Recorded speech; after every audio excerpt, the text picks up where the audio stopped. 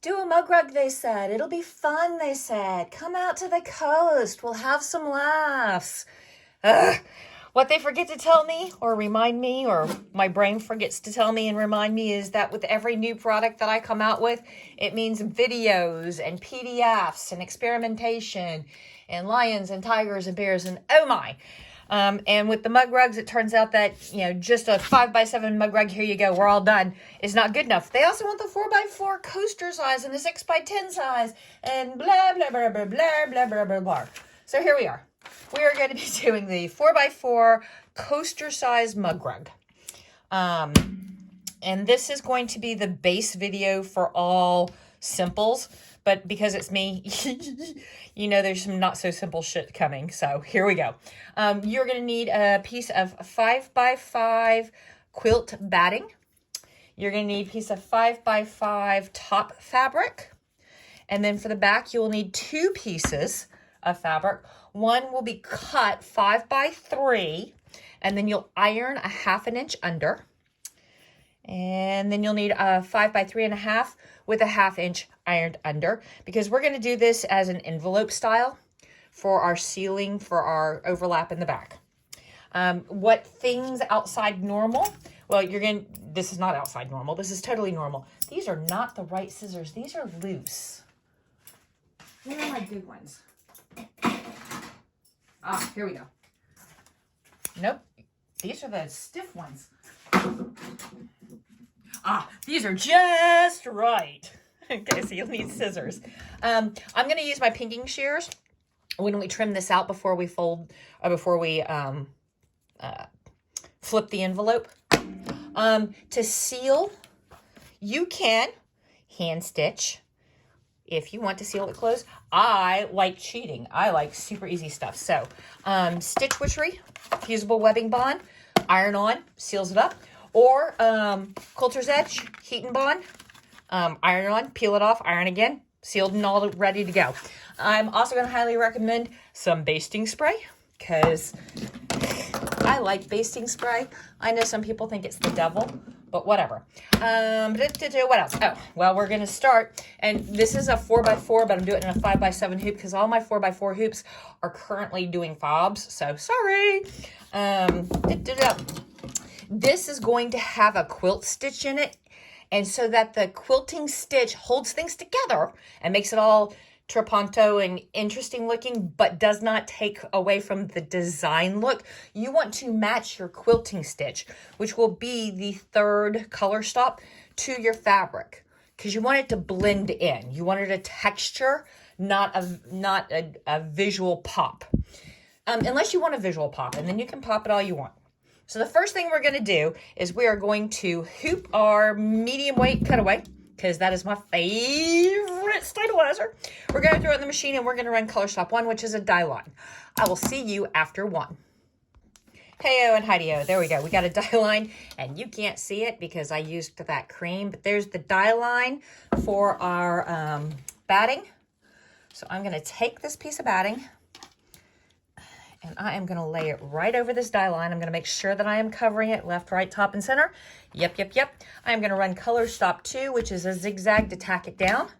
I will be back after 2. Okay, here we go. So we've got our batting tacked down. You see that zigzag? We are going to applique cut all the way around as close as to the zigzag as we possibly can without cutting the zigzag. We're going to use our applique scissors, like so. Why are we doing this? Well, because when we fold this envelope under, we don't want excess batting at the seams on the 4 sides and down here where the corners are, because then it'll make it bulky and it won't lay right. So we want to trim out and not have this excess batting, because when you double over batting, it's going to make it even puffier. And your seams are going to look all cattywampus and blah-da-da-blah-da-dee. You get it. All right. So we have trimmed that down. There we go. And I'm not thrilled with my applique cutting right now, but whatever. Now we're going to zhoosh. We are just going to take a little bit of basting spray and we're going to zhoosh. Okay? So, ready? It's not like you're putting on Aquanet in the 80s on a high humidity day. This is a zhuzh. It is not Teenage Boy with Axe body spray. It's a zhuzh. Listen and zhuzh. Zhuzh. There we go. That was it. That was it. All right. And then we are going to take our top fabric, and we're not going to super press it. We're just going to make sure that it is not going to move, because this is going to be the quilting stitch. And I will show you when the quilting stitch is done. Put it back in the machine. You can run 3, 4, 5, 6, and 7. I'm only going to run 3 because I want to show you this quilting stitch before we do the rest. But you go ahead and run 3, 4, 5, 6, and 7. Do not run 8. Come back to me at 8. But I'm just going to run 3 and then I'll show you, okay? Back in a second. Oh my God, so cute. Do you see that? There's your quilting stitch. All right.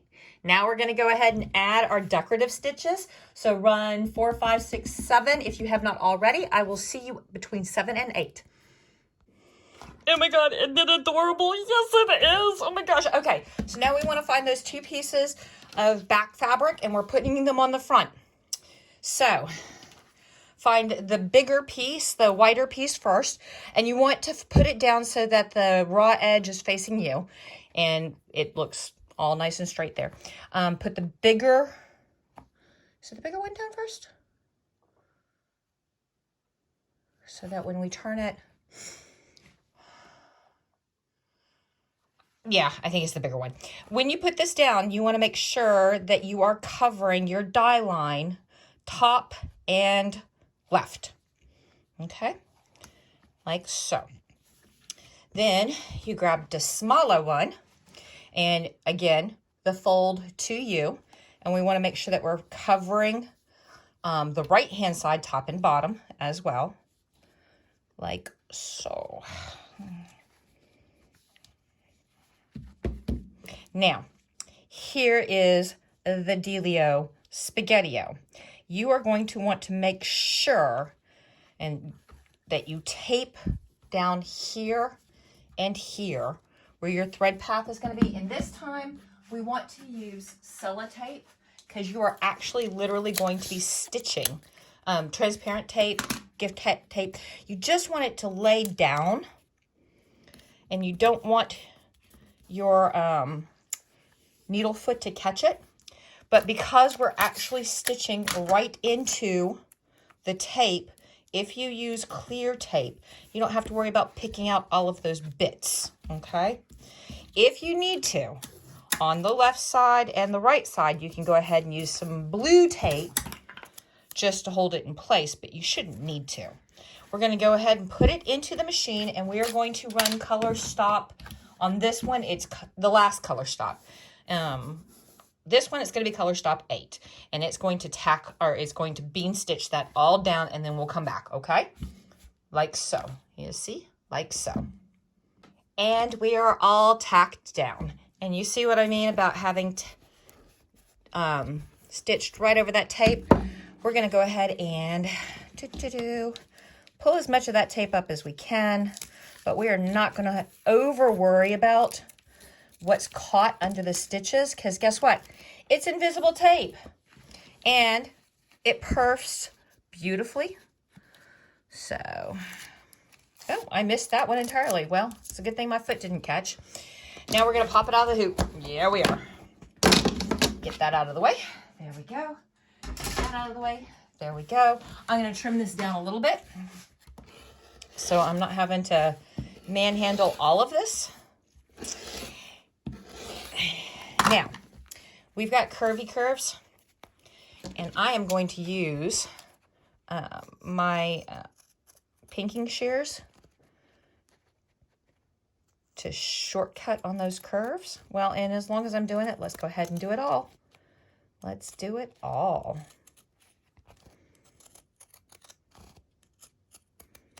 You want to cut as close to your bean stitch as possible and you totally do not want to cut your bean. Actually, no, I lie. You don't want to cut as close as, you want to leave about 1/8 of an inch to 1/16 of an inch. That's what you want to do. Yes, you do.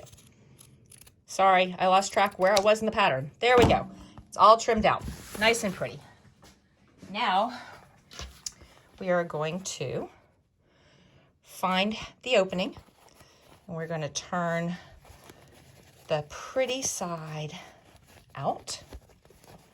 Pretty side out. There we go. There we go. And we are going to work so that the seams are right on the edges. Seams right on the edges. Seams right on the edges. Seams right on the edges. Right on the edges. Ah. Come on. Right on the edges. There we go. Right on the edges. Right on the edges. Right on the edges. There we go. There we go. There we go. Then we are going to take our iron. Yes, we are. And we are going to make sure that our seams are right on the edges, like so. And we are going to press them down. Pressy, pressy. We're going to come over here to the curve, and we're going to press, press, press. Press. Press. We want those seams right on the edges. Seams right on the edges. Pressy, pressy, pressy. Now, we've got this opening. What are we going to do about this opening? Bad opening. We are going to take some Stitch Witch. And we are going to take a piece of Stitch Witch about that long. Boop-a-doo. Ah, now.